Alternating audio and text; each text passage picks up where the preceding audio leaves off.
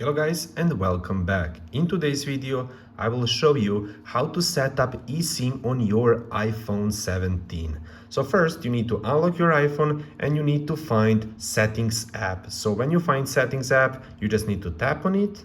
After that, you need to scroll down a little bit and you need to find and to click on the first green button over here, Mobile Service. So click on that. I first need to hide my phone number. Wait a second. Okay. After that, you will find option here, Add eSIM, blue button. Just click on Add eSIM. Wait a second.